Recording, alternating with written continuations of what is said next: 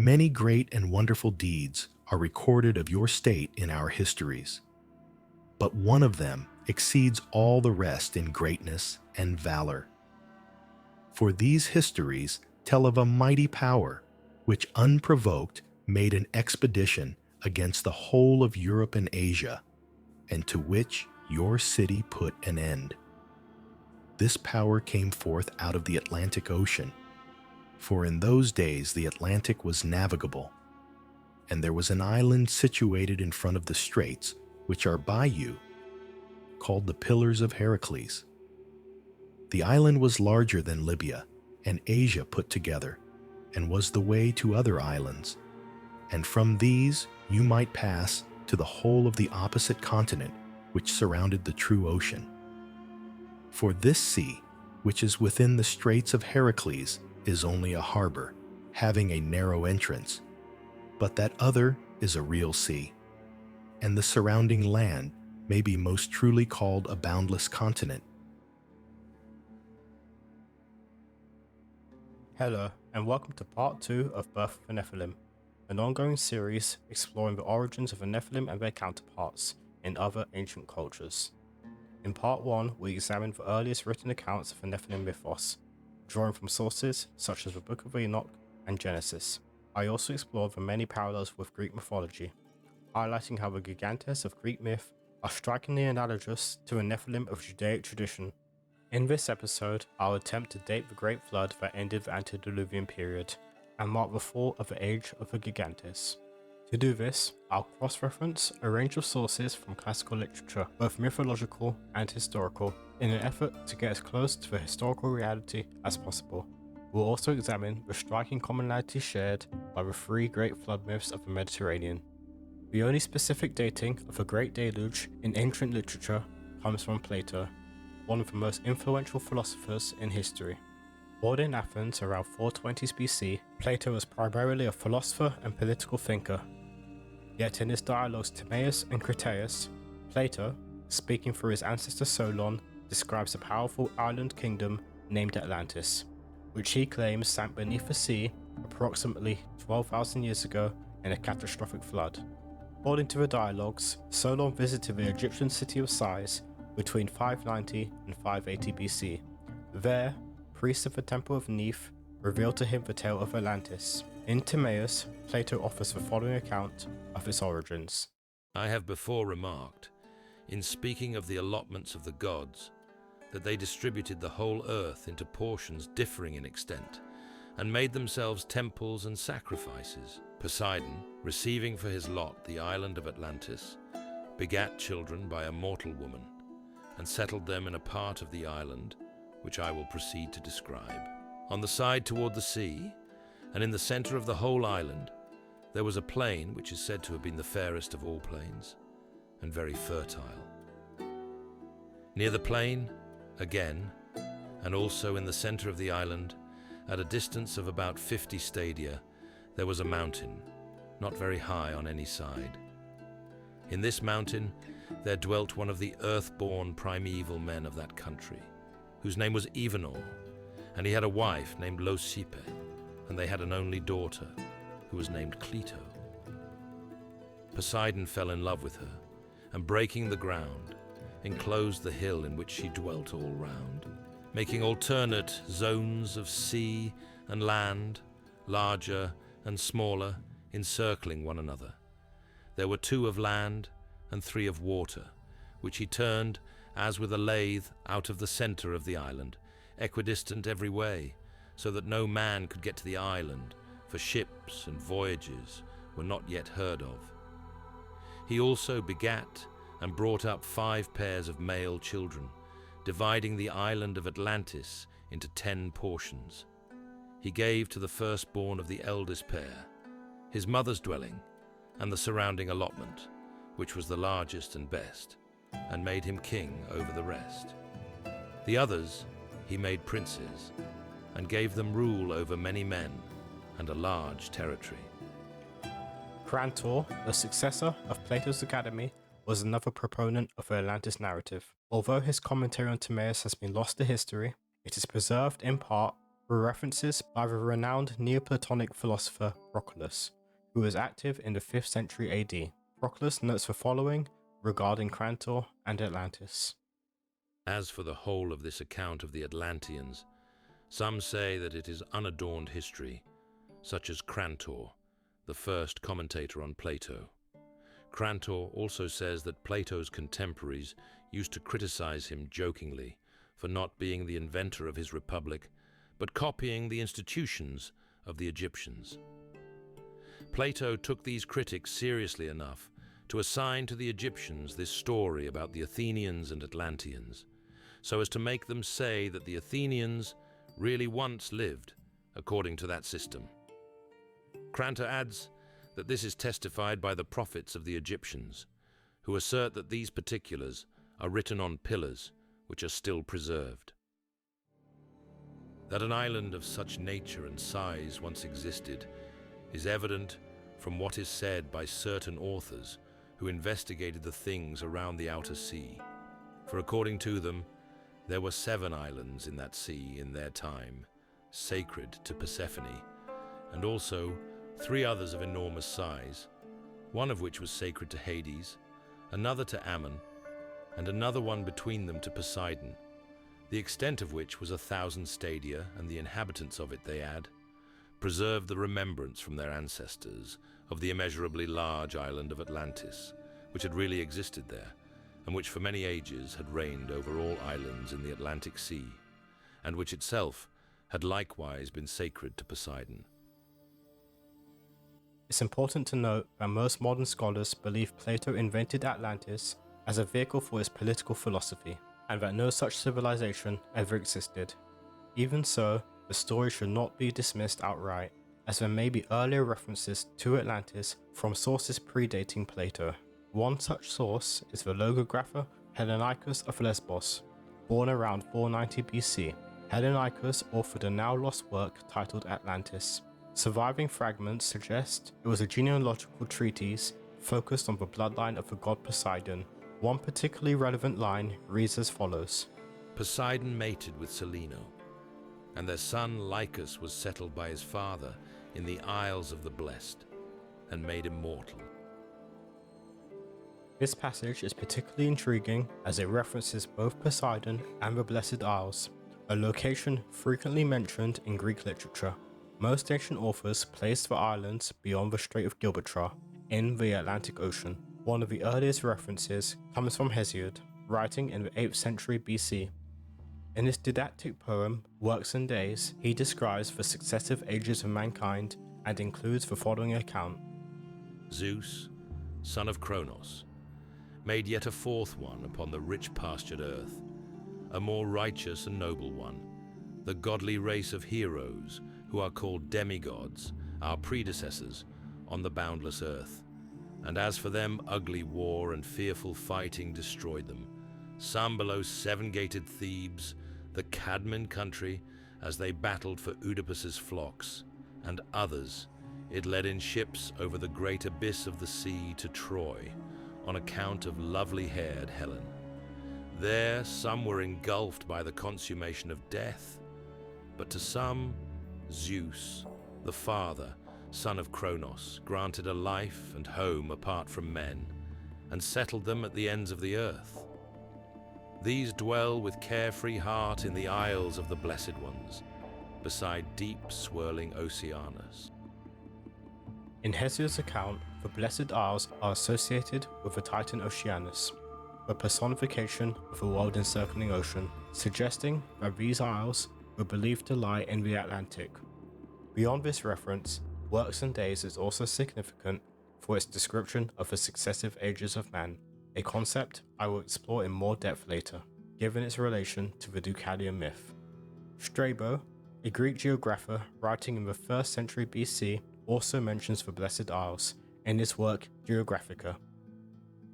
Furthermore, the poets who came after Homer keep dinning into our ears similar stories. The expedition of Heracles in quest of the kine of Geryon, and likewise the expedition which he made in quest of the golden apples of the Hesperides, even calling by name certain isles of the blessed, which, as we know, are still now pointed out, not very far from the headlands of Morusia that lie opposite to Gades. For both the pure air and the gentle breezes of Zephyrus properly belong to this country, since the country is not only in the west, but also warm. And the phrase, "at the ends of the earth," properly belongs to it, where Hades has been mythically placed, as we say. Morusia and Gades correspond to modern-day Morocco and Spain, respectively, placing the Blessed Isles clearly to the west of these regions. Diodorus Siculus, another historian writing in the 1st century BC, also refers to a blessed island located beyond the Strait of Gibraltar. But now that we have discussed what relates to the islands which lie within the Pillars of Heracles, we shall give an account of those which are in the ocean. For there lies out in the deep of Libya an island of considerable size, and situated as it is in the ocean, it is distant from Libya, a voyage of a number of days to the west. Its land is fruitful, much of it being mountainous, and not a little being a level plain of surpassing beauty. Through it flow navigable rivers which are used for irrigation, and the island contains many parks planted with trees of every variety and gardens in great multitudes which are traversed by streams of sweet water. As the references thus far illustrate, the concept of a sacred island or group of islands far to the west of the known world was widespread in the classical imagination. A consistent thread across these accounts is the portrayal of the land as beautiful, temperate, and situated in a vast ocean distinct from the Mediterranean Sea. But do these ancient claims of an island or even a continent in the Atlantic Ocean hold any truth? If we examine the region west of the Strait of Gibraltar today, we find several island groups that match the aspects of the ancient descriptions. These include Madeira Island, the Canary Islands, and most compelling in my view, the Azores Archipelago. The Azores is an archipelago of 9 volcanic islands located in the Atlantic Ocean, approximately 870 miles west of Portugal, positioned along the Azores Triple Junction, where the Eurasian, North American, and African tectonic plates converge. The region is highly seismically and volcanically active, with numerous dormant and active volcanoes along the islands. As recently as 1957, Vial Island experienced an eruption from its volcano. The climate of the Azores is humid, subtropical to oceanic, with mild temperatures year-round due to the influence of the Gulf Stream. Summers are warm, though not excessively hot, while winters remain cool but rarely dip below freezing. One of the more intriguing mysteries of the Azores is the presence of undated hypogea, rock-cut chambers and tunnels found on several other islands. These subterranean structures, first discovered in 2010, suggest human activity predating the known Portuguese settlement of the 15th century. Preliminary research indicates these hypogea could be at least 4,000 years old, placing them in the early Bronze Age. Diodorus Siculus also mentions that the Phoenicians accidentally discovered an island in the region and later settled it, subsequently barring all foreigners from passing through the Strait of Gibraltar thereafter. The Phoenicians then, while exploring the coast outside the Pillars for the reasons we have stated, and while sailing along the shore of Libya, were driven by strong winds a great distance out into the ocean, and after being storm-tossed for many days, they were carried ashore on the island we mentioned above, and when they had observed its felicity in nature, they caused it to be known to all men. Consequently, the Tyrrhenians, at the time when they were masters of the sea, purposed to dispatch a colony to it, but the Carthaginians prevented their doing so, partly out of concern, lest many inhabitants of Carthage should remove there because of the excellence of the island, and partly in order to have ready in it a place in which to seek refuge against an incalculable turn of fortune, in case some total disaster should overtake Carthage. Could the Azores be the location of the mythical land of Atlantis? They certainly fit the geographical description.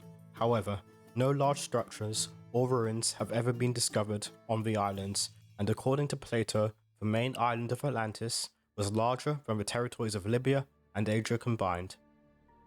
If the cataclysm described by Plato truly occurred, it's possible that in the distant past, far more of the Azores Plateau was above sea level. Let us now examine the date given by Plato and explore whether any significant upheavals or cataclysms are known to have occurred around that time. Plato tells us that the island of Atlantis sank beneath the waves 12,000 years ago, which places the event around 9600 BC. This date is significant because it aligns almost perfectly with the end of the Younger Dryas period. Spanning just over a millennium, the Younger Dryas was characterized by a dramatic drop in global temperatures, followed by a sharp warming spike.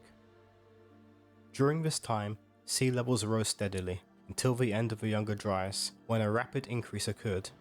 Known as meltwater pulse B, this event saw sea levels rise by as much as 20 to 50 feet within the span of a century. The Younger Dryas impact hypothesis, proposed by researchers such as Richard Firestone and Adam West, suggests that the dramatic shifts in temperature and sea levels during this period were caused by a catastrophic meteorological event. According to the theory, one or more asteroids collided with a massive ice sheet estimated to be 4 kilometers thick, located in what is now Canada. The resulting fallout is believed to have caused widespread upheaval and destruction across the globe. Could this event have been the catalyst for Plato's flood and the sinking of a large island, possibly in the Azores? Even if no cataclysmic event occurred during the Younger Dryas, the undeniable rise in sea levels during this period implies that much more of the Azores archipelago was likely above sea level at the time. In a future video, dedicated exclusively to the Atlantis myth, I will delve deeper into the Younger Dryas and the ancient sources connected to Atlantis. For now, however, we can only draw the following tentative conclusions.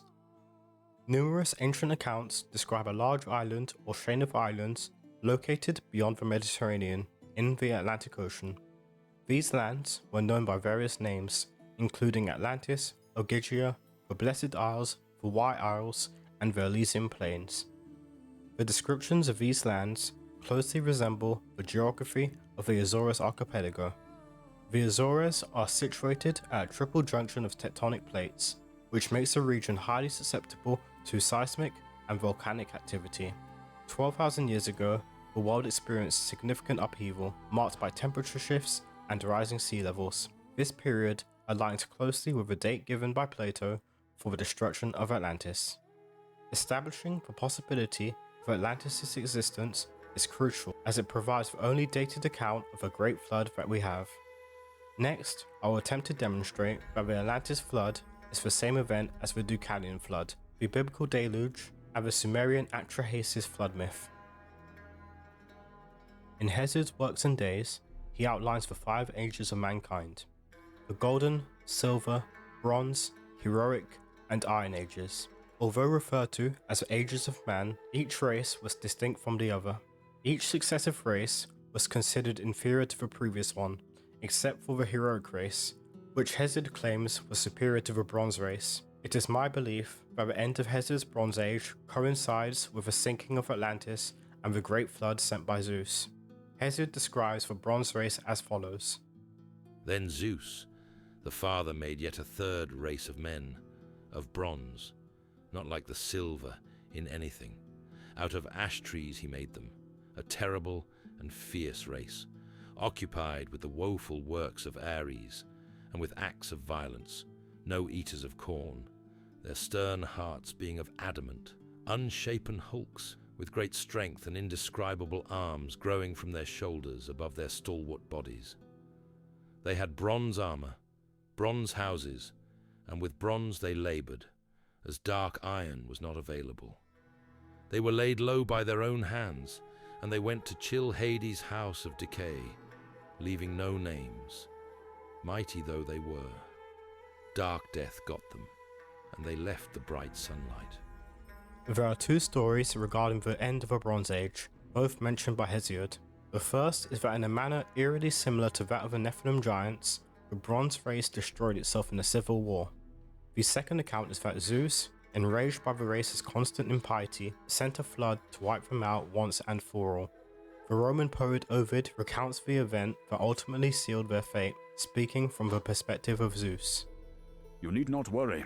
That man, Lycaon, has been punished, but I will inform you what he did and tell you his penalty.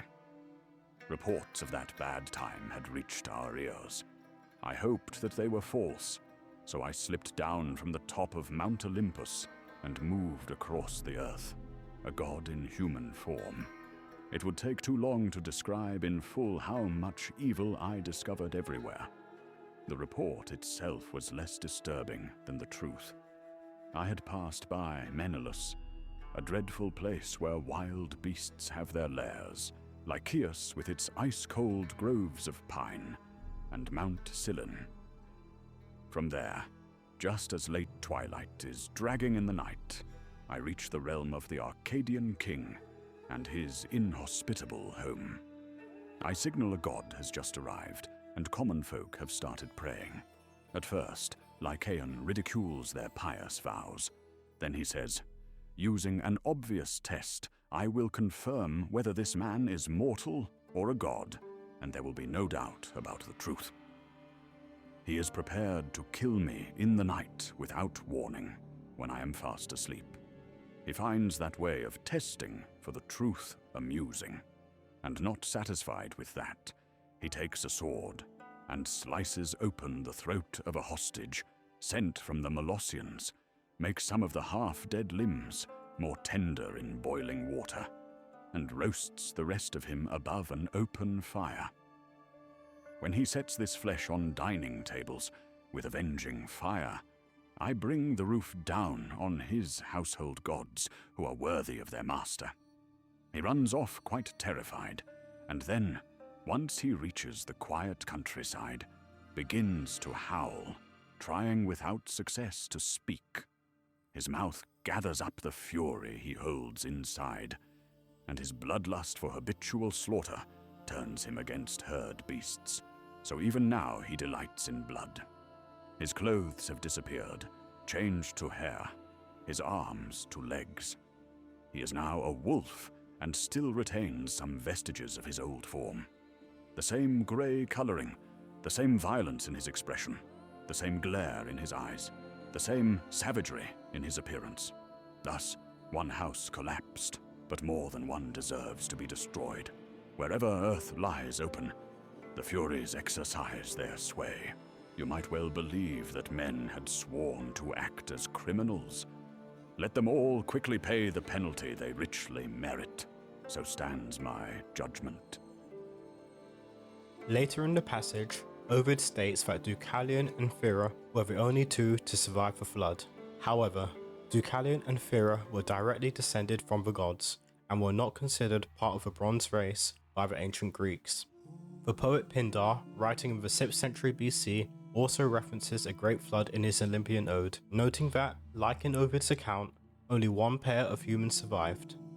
But lend your tongue to the city of Protogenea, where, by the ordinance of Zeus, with the flashing thunderbolt, Pyrrha and Deucalion came down from Parnassus and made their first home, and without the marriage bed, they founded a unified race of stone offspring.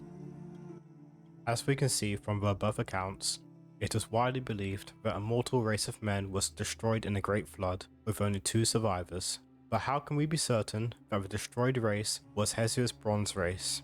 If we turn to the Catalogue of Women, a genealogical work commonly attributed to Hesiod, we find that it lists the lineages of Greece's great families.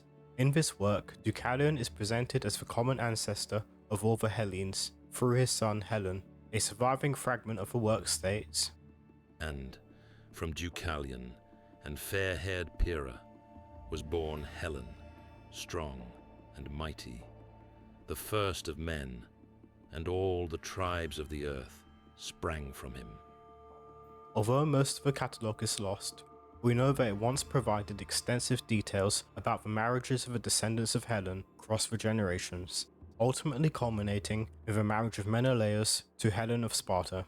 This union setting the stage for the Trojan War, which, as Hesiod describes in Works and Days, marked the end of a heroic age. From this, we can logically deduce that Deucalion was the founder of the heroic age, meaning the race destroyed in the flood must have been the previous Bronze race. Having established Deucalion as the progenitor of the heroic age, and the flood sent by Zeus as a means to wipe out the Bronze Age of men, we now need to demonstrate that the Deucalion flood is the same as the biblical flood and the Sumerian Atrahasis flood. All three myths attribute the flood to the chief god of their respective pantheon. In the Greek account, it is Zeus who orders the flood, disgusted by the impiety and evil of the Bronze Age men. In the Atrahasis flood myth, Enlil, king of the gods and lord of the sky, calls down a deluge upon the earth, remarking that humans had grown too loud and were disturbing his sleep. In the biblical account, it is Yahweh, the one true God, who sends the flood, intent on wiping out the Nephilim and their progeny. The Greek and Sumerian accounts both feature a trickster god who warns a single man about the impending flood, instructing him on how to survive. The Greeks called this god Prometheus, while the Sumerians knew him as Enki. The similarities between the two gods don't stop there. Both are credited with the creation of humanity. Although specifics differ, both narratives follow a similar theme. Prometheus molds mankind from clay, with the goddess Athena breathing life into them. The Sumerian account mirrors this closely, with Enki molding man from clay and the goddess Ninhursag assisting in their creation. Both gods were considered bringers of knowledge. It is said that Prometheus stole fire, symbolizing knowledge and technology, from Zeus, secreting it out of Olympus in a fennel stalk. Enki, likewise, gave humans intelligence beyond what was necessary for their role as a workforce for the gods. Similarities are also found in the causes of the flood across all three myths. In the cases of Zeus and Yahweh, the flood is sent due to the impiety and constant warring of mankind, with the biblical account adding the corruption of all life on earth by the Nephilim.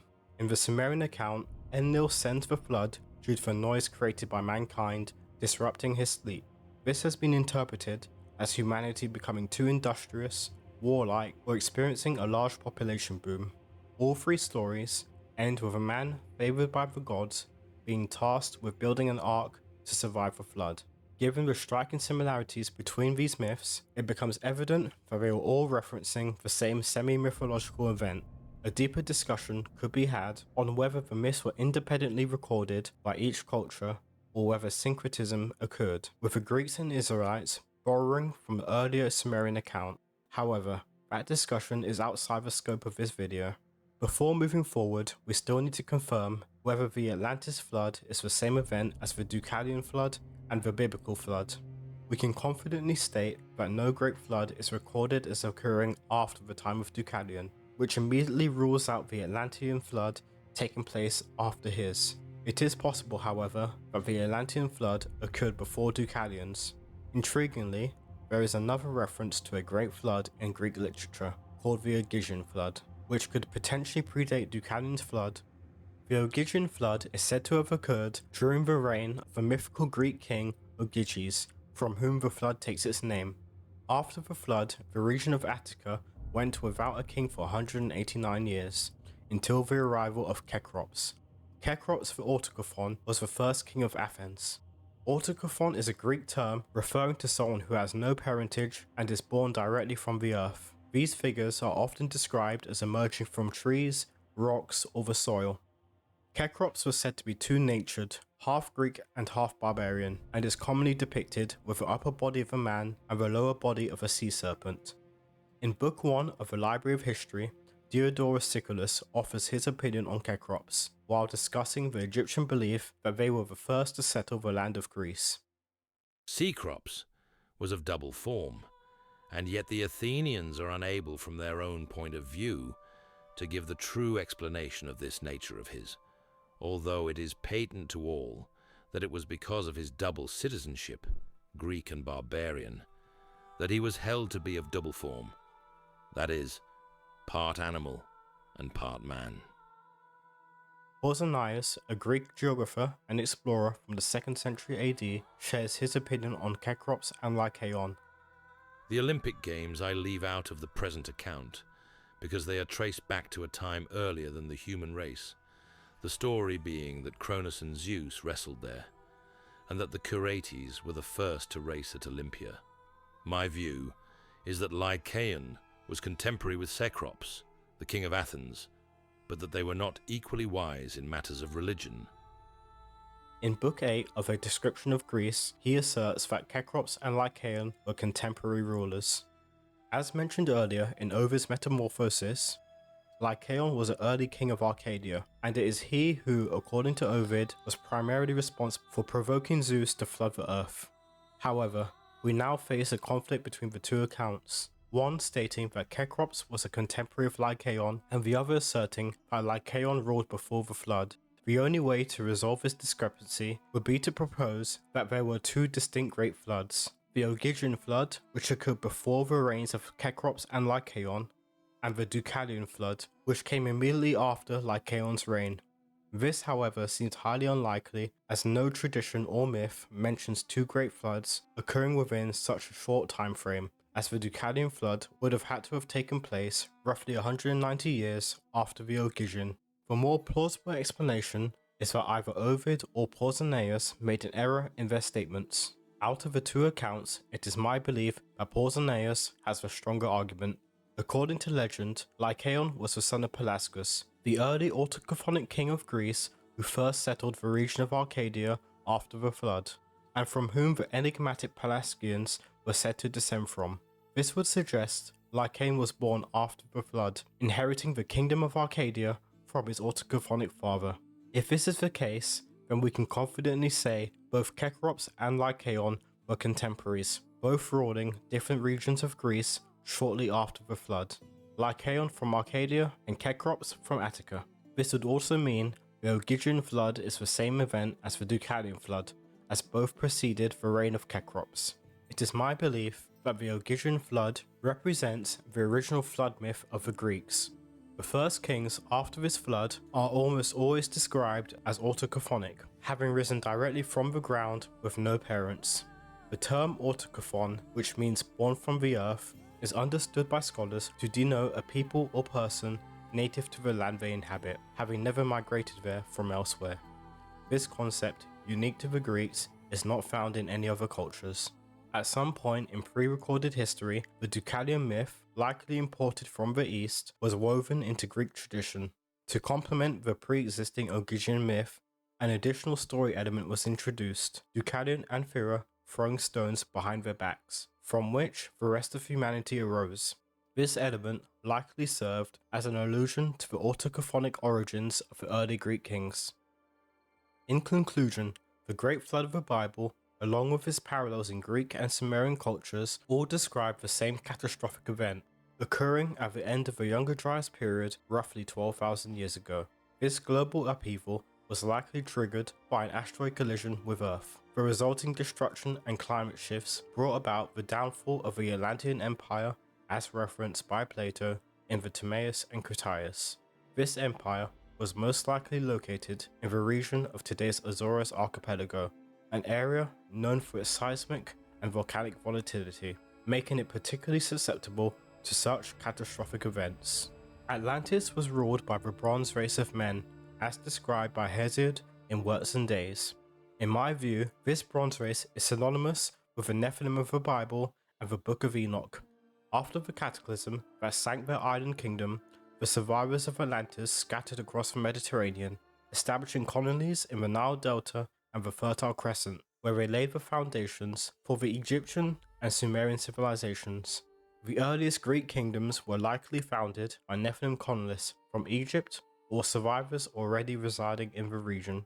In part 3 of this anthology, Sons of God and the Mighty Men of Old, I will delve into the myths surrounding these early post-Diluvian kings of Greece, as well as the Nephilim and giants of the Book of Enoch and the divine rulers found in the Sumerian kings list.